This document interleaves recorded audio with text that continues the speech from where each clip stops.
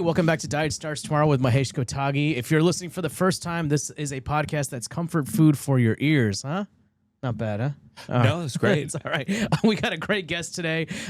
Very funny guy. He's got a fantastic special out on YouTube right now called Thief of Joy. Was just on The Tonight Show. Has a great podcast called The Downside. You know him. You love him.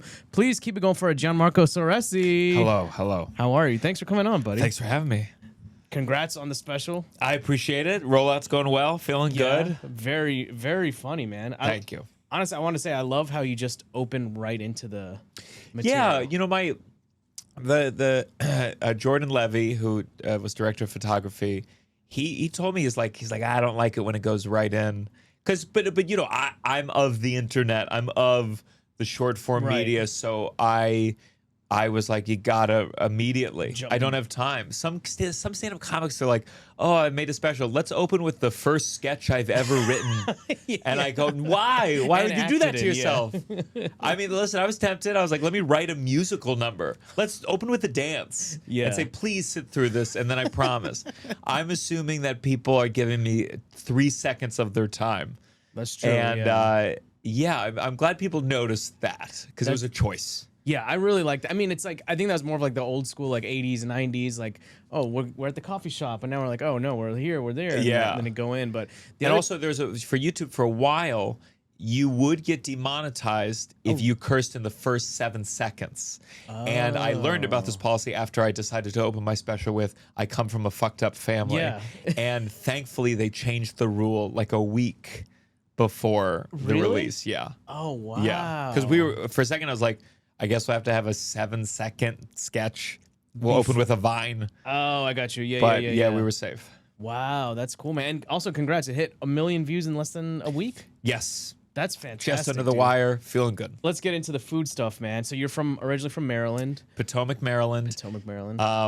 If I'm soft lying, I'll say like Bethesda. Okay. Is definitely the more like commonly known one. That people can think of, yeah. And then if I'm really lying, I'll say DC. Okay. Because I went to high school in DC, and that's where I was close to. That's kind of where you came up, yeah. Yeah, at least for high school.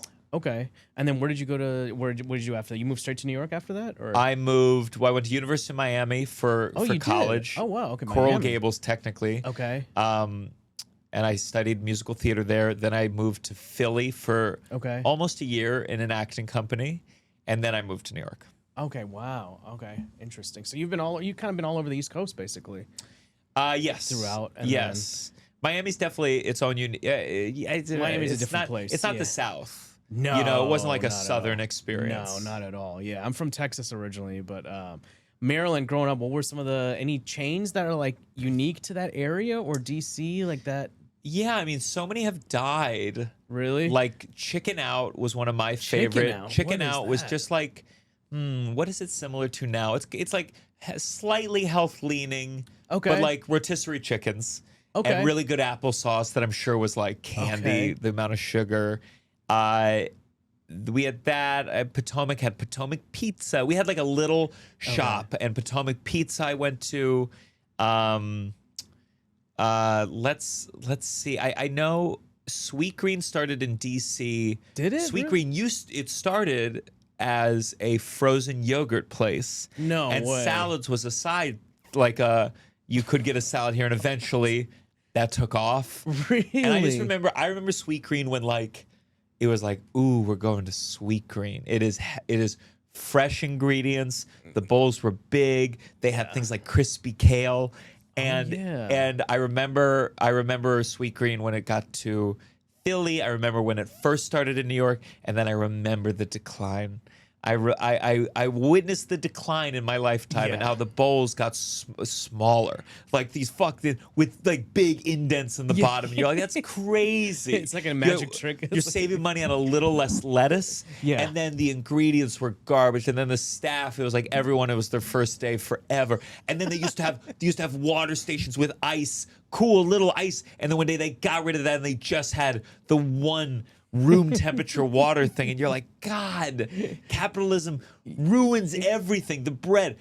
When I was younger, Cozy, which there used to be one in New York. I think they're all closed. That's right, yeah. And Cozy's was like, again, I was like health conscious, but these were the bread at Cozy's that would come with your salad, it was a super salty, warm, flattish bread. That's right. Yes. And they would cut off the edges. Yeah. And I was a chubby middle schooler. Were you? I ate healthily, but in mass quantities. And I would go to that Cozy bowl, and it didn't count. And you'd essentially eat 3 loaves of bread in side pieces, and it was warm. It was delicious. And I'd get that with a salad. I'm like, so I had 3 loaves of bread. It's a sandwich. Yes. Who am I fooling? If you had that much bread, you ate a sandwich. It's a deconstruct. You were like ahead of the game. It was a deconstructed sandwich. And college would be these every morning would be a gigantic omelet at the omelet station, packed with cheese and meat and everything. And then I'd have the breakfast potatoes, which is call them French fries, stop fucking around. Those are good. And coffee with cream. And in my mind, I was like, I'm getting my energy for the day. Sure. And stuff like that. Or I went to Jamba Juice was definitely a popular chain. And in college, we had one on campus, and it'd be like, oh, I'm getting, they should be sued. They called this thing, the vitamins or the cold fighter. Drink this once a day and you'll never be ill. Yeah. And it's looking back, I'm like, it was so sweet. Yeah, it's because you'll be dead. Yeah.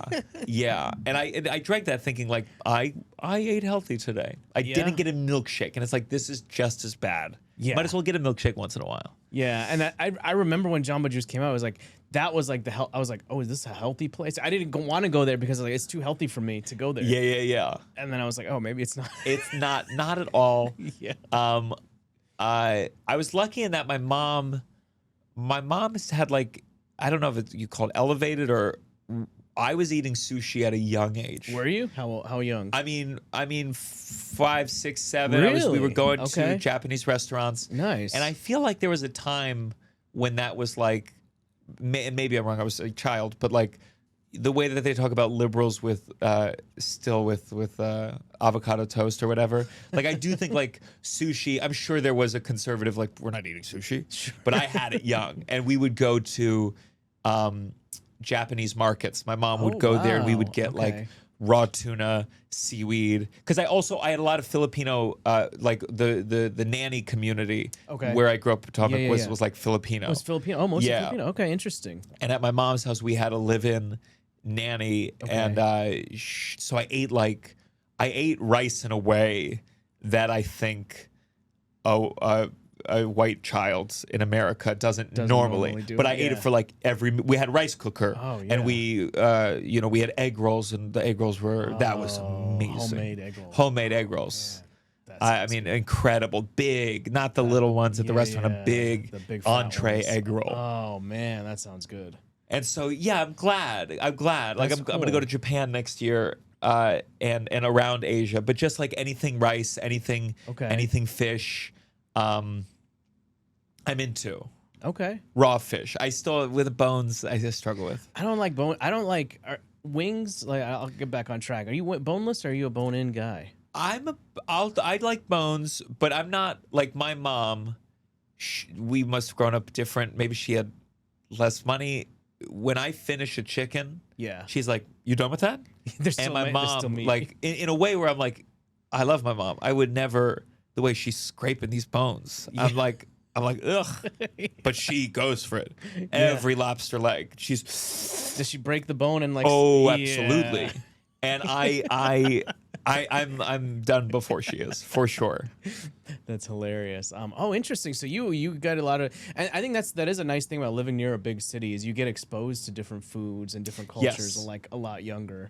Yeah, it's been a struggle. My girlfriend grew up in a Hasidic community, and was kosher for a huge chunk of her life, and I think she's picky, or you can't help but be picky when you're kosher, because the options are limited, severely limited, and it's been tough because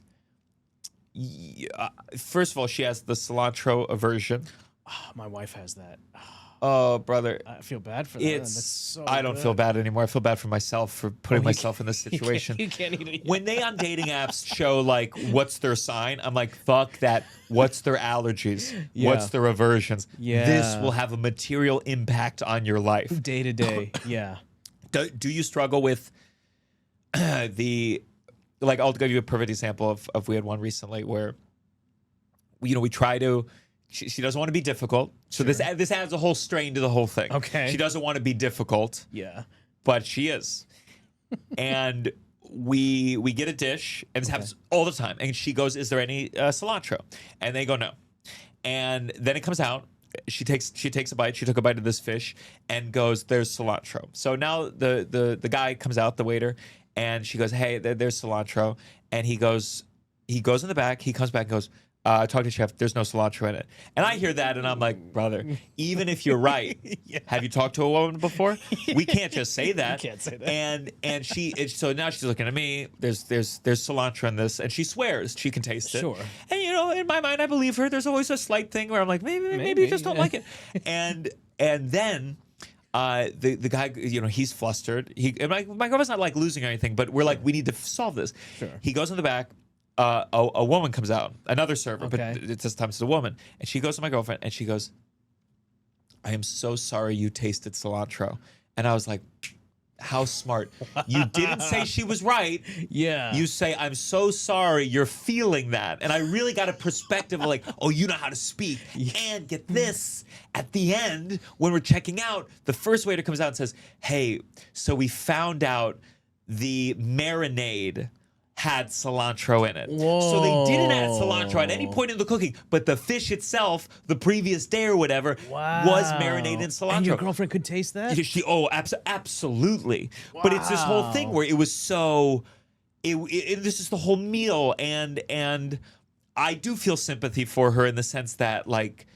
She's trying not to be difficult. She doesn't want to say it's an allergy, because if she says it's an allergy, they have to like cordon off a chunk of the kitchen and clean everything. And sometimes she says an allergy, they won't give her any sauce that has any green things in it because they're so scared. Then she goes, "Well, I don't want to get the fucking meal if it doesn't have the sauce it's supposed to go with it." Sure. So she doesn't want to do that. Yeah. But if she does the other thing, they don't always take it as seriously, or they just don't know.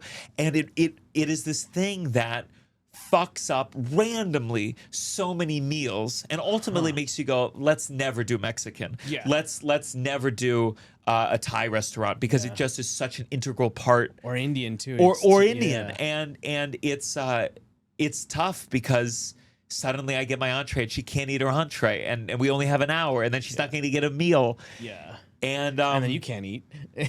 Or you should. well, can't. I can actually eat her entree and my entree now. But it is really, I don't know if you've like, Oh yeah. because she can't just push through it. I'm glad I don't have that, but I'm kind of curious what that would actually be like to be able to just tell. I mean, that's cool with the marinade. Like from the day before, she could taste it. I don't think it's cool at all. If there was an operation Yeah. to fix this, Yeah. I would pay. You pay for I would pay an unseemly amount of money. I mean, truly, I would save up for it. It would be huge, because on top of this, she's got the past kosher stuff. So for some reason, oysters have like passed through. She can't eat oysters. Okay. She's never eaten pork. Okay. Never eaten pork. Maybe a slice of Pepperoni cured or- meat. Okay, Yeah. sure, yeah. Once, but Okay. would never eat bacon, would never eat shredded pork. She's Okay. tried shrimp, doesn't like it. Tried crab, doesn't like it. okay. Tried lobster, doesn't like it. And then she's allergic to bananas, dates, wow. doesn't like cashews. Sometimes when she says I don't like, I go, not an option. You anything you can eat, you need You to have like. to eat it. Yeah. So I would do, of all the things, I think cilantro would be the one thing I'd fix. Yeah. Second would be bananas, because that's just, it's like, she goes to these smoothie places. She goes, "Can I get one without a banana?" And they go, Yeah. "Please, miss, please, God, what do you want us to do?" And then pork. My God, pork would just, it's tough. Because yeah. I travel, and if we go to Hawaii, Sure. where there's a lot of pork, spam it's and all just that, like, yeah. what are you gonna do? Are there any places that you both are like, these are the go-to spots for us in New York or on the road? Is there any? I mean, like a good Jewish deli. Okay. I mean, I've certainly been like Katz's. Oh, or- Katz's. Katz's. The line is so long, and the sandwiches. But anything with she doesn't really like. Oh, what's the herring? I like herring. Oh, She doesn't herring. she doesn't really love herring, but any bagel shop and then some kind of fish on a bagel with lox cream and cheese, stuff, lox yeah. and stuff. Yeah. Yeah. Okay. So that's always safe, and I don't. That's good food. Yeah, I'm allergic to shellfish, so I can't eat Really. a lot of stuff. So I understand it because it's tough, especially if I'm in the South or from any coastal places. It's like going to eat somewhere. I'm like, I can't eat like half of it. I gotta be careful with like Thai restaurants because sometimes they'll use the sauces and stuff. in there. Yeah. And I'm like eating. I'm like, oh, this is a good. You this is traveling with an EpiPen? I don't. It's not that. Well, it's an embarrassing allergy. I'll shit my pants. Really? Yeah. Oh, that's so funny. You go to the doctor. Can we change it to the one where I die? Yeah, and in fact, I would prefer the EpiPen. Versus How fast are we talking? within like 15 minutes or so. I feel like. I remember I went That's to. so funny. You know how I found I was at a Halloween party after college, and I'm like big on Halloween. It was like we did a costume party, we did a murder mystery dinner. Like I love all that Yeah. kind of shit. And one of the we did a potluck, and one of the girls made this crab dip, and I've never had crab before, and everyone was eating. And I like dip, and like they had these nice like those thick biscuits, and I was like, I don't know which ones it was, like the buttery toasted biscuits. I was like, ooh, I'll take some of this. I'm like, oh, this is pretty good. It's like spinach artichoke chip. And then like 25 minutes later, I was like, I need to go home. Like I had to go home. It was bad. I missed the rest of the murder mystery dinner. It was bad. It was. Oh no. But otherwise, they would have had a mystery and they would have known who committed the crime. Who shit in the floor? Is it the guy in the corner going, oh God. My tummy hurts. I need some Pepto. That's how you found out. That's how I found out I had the allergy. Yeah. And Man. then somebody was like, oh, was it the crab? I was like, what do you mean? And they're like, yeah, you might be allergic to it. I was like, You know when they do, because I've gotten an allergy test where they just poke you with Yeah. 20 things. I think it's funny. It's all clean, but you shit your pants. They're like, okay, it's one of those 20. You'll find out. Play Russian roulette here with this. I'm like, I mean, and my girlfriend's allergic to cats. Okay.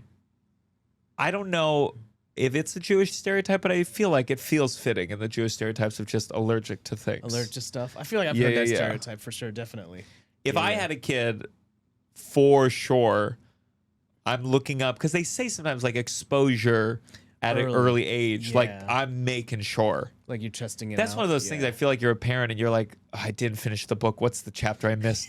Oh God, my whole meal life could have Can't been eat so chocolate much anymore. easier. Yeah. Now he dies, he touches a peanut. If I had read that chapter and just once when he was 2 months just with a peanut and he'd be fine. Exactly. Yeah. No, that's tough, man. What's your background? Are you Italian? Jewish on my mom's side, Italian on my dad's side. Okay. But he really leaned into the Italian, and I don't know the full spectrum. Okay. Like he only cares about the paternal lineage. Okay. So he only talks about his Italian great grandpa. I see. And someone was like, "Oh, my great grandma was from Spain," and I'm like, "Good to know. Yeah. That's interesting." Yeah, that's But my cool, dad yeah. doesn't give a shit. Okay. Truly crazy stuff. Crazy male ego stuff. Yeah. That's funny. What did you? So what was that home? So I know you're doing sushi and stuff growing up. What was the? Dad's house was like a single dad. Okay. Very limited. Sure. In certain Okay. ways, when I look at my girlfriend's life, I'm like, we both had stunted childhoods. Yours because you were in a cult, and Sure. mine because I was half raised by a single dad. Okay. And like, so you had limited eating options. I had limited eating options. Frozen. I was doing a lot of ravioli. Okay. Not out of a can for the most part. Usually you That's good. boiling water, Yeah. ravioli, ramen noodles like a Oh madman. yeah. Ramen noodles, cup of noodles. I loved ramen. What was your flavor? What was the go-to? What was the? I just did plain, but I poured Tabasco sauce in it. Like crazy. Okay. And like the kind where I'm like, and I'd have, I mean, this is when I was not health conscious. It was like 2 cup of noodles, 2 Diet Cokes, watching Adult Swim on Cartoon Network, and just like living alone. it up. But Yeah. really the best time of my life. Kind of just living it up. Yeah. Yeah, I mean, eating a cup of noodles. I I'm so crazy now. I would like never do a cup of noodles, but that would be good. Those will be good. So he'd do that. He would make a meatball now and then. Okay. And he did this thing where he told me it was called Soresi Sauce. And that's my last name. And he would go. Pronounced it completely wrong. Fine. Sorry about that. He's probably pronouncing it wrong. And he was like, this is family passed down. And then one day I saw him microwaving ragu. And I was like, that's Soresi sauce? That's the secret. But I think what he would do is he would put like ragu or like any prepared sauce into a pot, and then he would like make it less healthy. He'd add like, I don't know if he's adding sugar or butter or something, but it was like, it's one of those things you look back, you're like, it was so good. It surely was just horrible for you. No authenticity, no Italianness. That's hilarious. Soresi sauce. I'm laughing because I distinctly remember us also doing that growing up. Yeah, making Soresi sauce. Adding in some stuff here, adding the butter, adding the thing. And it's like, oh, this is healthy. This is home cooked. Yeah. I wish I barely know how to cook a thing. I can do an omelet or whatever, but yeah, I wish I had more. Yeah. My mom was a great cook, but because we had, the nanny and she was depressed, she would make challah every now and then. Okay. So like a really good loaf of challah. Is that hard to do? I feel like that's hard to make. I think so. I mean, I think bread is like, you can make bread, but to make really good bread. She's good. I mean, sometimes I tell my girlfriend, I'm like, I think you're an incredible cook. And partly because I just want her to make some more meals. But but sometimes I see people who know how to cook, and as someone who barely can do anything, I'm like, you're all incredible. Yeah. You're all incredible. What an amazing skill. It's tough. I've been trying to learn just off of YouTube and stuff, and I'm like, he makes pizza dough like from scratch and all that. I've FaceTimed him a few times, especially during the pandemic. I'm like, hey, am I doing this right? And he's like, yeah, it looks good. And then like 30 minutes later, I'm like, this is unedible. This is not. I feel like for me, what I learned from COVID and lockdown, it's like, well, if you didn't learn it then, you're never gonna learn. You're never going to. And for the first 2 weeks, I must have spent $1,000 on Amazon buying big pots, small pots, pans, and this is what I do. And in my mind, I'm like, well, maybe if I make the investment, I'll have to do it. Yes. And I did a book, and first of all, it takes forever. It takes forever, and then the cleaning takes forever. So I made like a lasagna. Okay. I made steamed fish over ratatouille. Oh. I made chili. Okay. And so like I did do some things, and then I look back and I go, oh, I wish I could go back to the pandemic and be more productive. Try and learn stuff. And it's embarrassing. That's when I should have learned. I'm never. And then I say to myself, okay, what if I've literally said this to myself. I'm like, okay, you're never going to learn how to cook fully. What if you like learn how to make eggs in every different way? And that's all you do. You're the master of eggs. Because I went with some friends to we got a cabin for 3 days. Okay. Or 4 days. And everyone's job was to make one dinner. Okay. And my dinner was, I'll pay for a really nice thing. And it was humiliating. And it was humiliating in a real, you're a deficient human being. All these guys were able to put together a full meal. Okay. With multiple sides. Oh, wow. And I'm like, okay, if I can't do that, what if I'm incredible at eggs? And I'm like, any which egg. I know how to do special scrambles. Yeah. So one day, maybe I'll do that. That's not bad. Next global pandemic. It's the next, which might happen soon. Maybe that's RFK's goal. He wants us all to get one more shot to learn how to cook. Yeah. Which honestly, I've heard eggs are one of the harder things to make because there's 30 or 40 different types of eggs. Then I take it back. I'm not going to work on that at all. Or breads. Baking's good. Yeah, but the kneading is very. That's tough. That's too. exhausting. Yeah, that's not easy. I'm looking for something easy. Yeah. Are you you guys sweet tooth? Not as much. Really? Okay. And I don't know if I just trained myself. Did you when you were younger have anything like that? Or yeah, but I think my vice is always going to be a carb. Okay. I always even desserts. I like a marble bread over like a super sweet. I don't like as much frosting. I care Okay. more about. I'd rather have a cupcake with just a little layer of frosting. Okay. Because the cupcake is the like Yeah. But I think for me it's like when I first started drinking coffee in high school at an ungodly young age. High school. I was putting in. Yeah. When did you start? I was doing it. Yeah, probably. But I mean, I don't know if you could even consider it coffee. It was like a white chocolate mocha and like a frappuccino. Well, frappuccinos for a little. Thank God one time, this when Starbucks frappuccinos were it. I was having these venti caramel. My fucking parents. And thank God I tried alcohol like on my own, like just testing it. And one night I had 3 shots of scotch or bourbon, my dad's.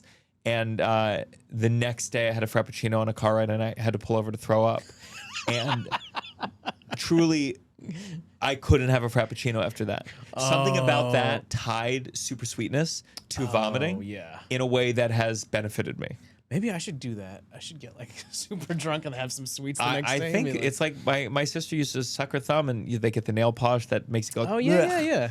I think the same way you can, if you have dedication, you can train yourself Pavlovian style to hate something. Yeah, I've trained myself to hate myself, but sure. Different. You look in the mirror. Yeah, this guy sucks. Anything, I guess in the city, where any go-to kind of like, so are you a coffee person now? Or are you a coffee drinker? Or not Yeah, really? but like many things in life, I either don't care to learn or I'm just like, I'm easygoing. Okay. So like, I know I like, sadly, I like Dunkin' Donuts coffee more than Starbucks coffee. I'm 100% on board with you. But it's not as caffeinated. Yes. Someone said that Starbucks, saw some chart.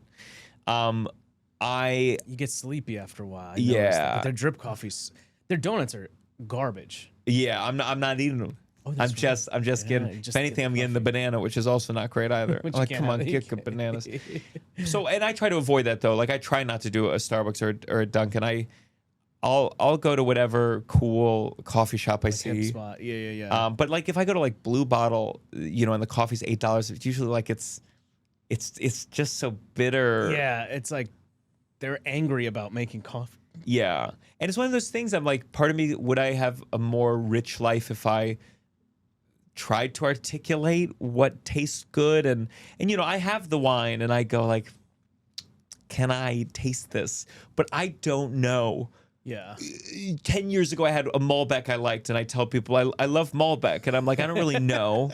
And if they don't have Malbec, I go, what's closest to a Malbec? And it's like, I don't even know if any of this is true anymore. I feel like nobody knows. I feel like everyone's just pretending to know wines and stuff. Sure. These days, I think as I've gotten older, my sweet tooth has actually abated, and I go like, I want something not too sweet, like more savory. Even margaritas are like getting like it's too much. Yeah. So now I like ranch water. Oh, ranch spicy water. Yeah, that's not bad. Spicy rim. Yeah, that's not bad. Yeah, I'm finding myself more a wine. Okay. Getting a bottle of wine. I can feels, see that. If you feel like a classy person, yeah, I feel like Yeah, it's just something about you finish the bottle. Yeah. And for me, I drink things fast. One of the things I like hot coffee, I think, is because the heat forces me to slow down. Yeah. And if I get an iced coffee, it's like, it's gone. Yeah. And with wine too, it's like there's more volume and it takes the whole meal. And maybe at the end you have one more aperitif. Yeah. And I like the sound that it makes when you take the cork out. It sounds like you're doing something different. I like that they let me test it. I can't imagine what it would have to taste like for me to go, actually no. Yeah. I feel like sometimes I must go, sir, please. You're clearly not a man of class. We put on this show for you, but you don't get to. We're gonna send it back. Yeah, and we give you another one, sir. You couldn't tell the difference. You don't know. This is piss in here, actually.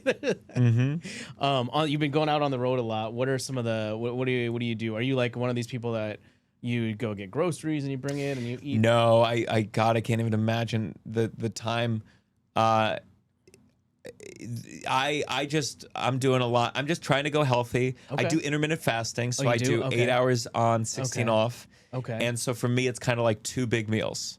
Okay. And I try to like, if I land 11, 12, I try to go to brunch. I like eggs every day. Ooh, nice. So I try to like find the healthiest brunch.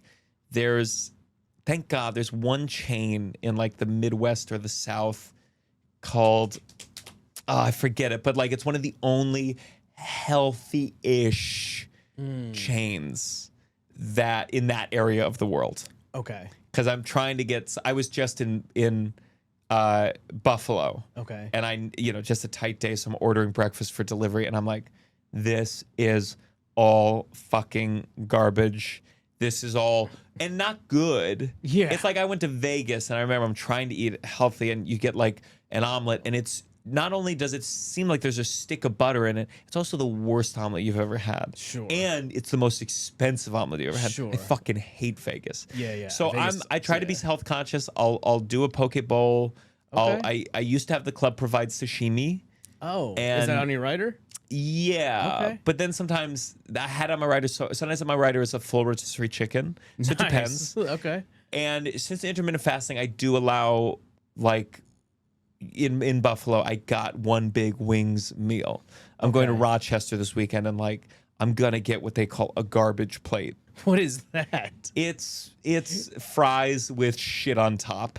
Sounds pretty good. It sounds good, but if it was actually good, there'd be garbage plates outside of Rochester. That's a good point, actually. Yeah, that's a very good point. Yeah. I'm fascinated by. I feel like it was either with maybe Chinese food where, like, how a food breaks into a different marketplace. Yes. How do desserts? I remember when they were trying, there was like a meat pie shop in New York. It was a chain, and they had like faces printed on the pies. Little pies, big pies. Yeah. And you go to Australia, that's, they do meat pies. I was in Europe, I was in Edinburgh, and, they have meat pies are a thing. Yeah. And it's like, didn't catch on. And you go, well, we have the same taste buds. How do you start a trend? How did sushi break through? That's true, yeah. I mean, and it did in a big way. I remember growing up, and nobody I knew ate sushi. Uh-huh. And then now it's like, that's the thing. Everybody's like, oh, sushi's great. It's Yeah. like, it's been the same. Yeah. It's not like they changed the formulation of it. It's exactly the same, but it just caught on. You love sushi. I love sushi. The place I used to do that's gone now is I used to love Hale and Hearty soups. It's gone? Yeah, it's gone. Uh, They closed down years ago, but it's Schnippers. You know Schnippers? yes. They were the ones that created it, and now so they have Schnippers quality soups, which is essentially Hale and Hearty soups. I see. Yeah. Soups, I do like soups, but in New York, tough when you're on the go. On the I'm go. an on the go guy. It's not on the subway. Soup is when I'm getting soup as a dish. Yeah. The other day I ordered I'm like, let's get the soup, and then they came, it's delayed 20 minutes, and I had to go, and I'm like, I can't eat this in the Uber. Yeah. I can't take this on the train. I'll spill all over myself. Yeah. I like a chicken broth. Okay. I forget where it's now, where like you can get it in a coffee cup, and I went on stage. And I had it was like a coffee cup, and it looks like I'm drinking coffee. Sure. But I'm drinking chicken broth, and it feels so weird. It felt so sounds surreal weird. Yeah. that I'm just like talking to people sipping on broth. That's hilarious. But it was good. And at some point, I even said it. I thought we were gonna laugh, and they all was just like, "What? We didn't need to know that. You drinking chicken broth? Ew." Like we assumed it was alcohol in that coffee cup. Somehow chicken broth seems worse. I love a good chicken broth, and of course, since they no one else sells it, it's like $8 for the cup of chicken broth, and you're like, shut up. Yeah, This is the leftovers of a chicken. that's true. There's like a couple of places that had popped up that was doing the bone broth thing, but I'm like, I don't think like those it. caught on. It's good. Yeah. It's good. Very I have true. I have a couple tea bags Okay. of chicken or beef. Huh. Like you put it in hot water and it makes. Really? Yeah. Oh, interesting. So you're like you're like a big on protein kind of savory. Yeah. Okay. Before the intermittent fasting, I was like a big snacker. Oh, okay. And hence why I started intermittent, and it changed me. So I just like to eat constantly. Okay. And I would do like so many nuts. And that was another thing where I thought it was healthy. And my girlfriend was like, you understand 50 almonds is you could have had the popsicle. Yeah. And I'm like, and I looked it up, and I'm like, oh my God. Yeah, it's just they got good marketing. The nut company. And I would get it unsalted too. So so I was like suffering through it. I was like, Yeah. this is good for me. It tastes like mud. Yeah. These raw almonds. And then I'm like, and they're not even fucking good for me? Son of a bitch. Yeah, it's like at that point. It's like those things with like they say with the Diet Cokes and all that. It's almost better to just have the sugar ones. Sure. I liked healthy snacks. I like the the dried fruit. I like, but the Okay. problem is, again, they sell these bags of dried fruit for $7, and I'm like, this is one apple in here, Yeah. if that. If that, yeah. And yeah, I yeah. like at some point I was doing edamame beans in a pouch. Yeah, yeah, yeah, And I'm yeah, like, yeah. okay, this is nice, healthy snack. Yeah. So I'm always down to like try a new, Like a new thing. healthy You snack. had the dried mango slices. Sure, Those are good. sure, That's also, I know that's, I don't even want to look up how bad that is for you. Sure, it makes sure. Me feel, it makes me feel slightly better when I'm downing a milkshake or something Yeah, afterwards yeah. after that. Where can people find you? I know most of the people are coming in. They see you find me here. everywhere at Gianmarco Soresi. My podcast is called The Downside. Check it out. And my special Thief of Joy is available now on YouTube. Thanks Hey. thanks so much for coming on, man. I appreciate it. Thank you. This is great. Check them out. Follow us, Diet Starts Tomorrow Pod. Check me out, Mahesh Kotagi, and I'll be posting a lot more romantic comedy clips to my Instagram. So check that out. Thanks, guys.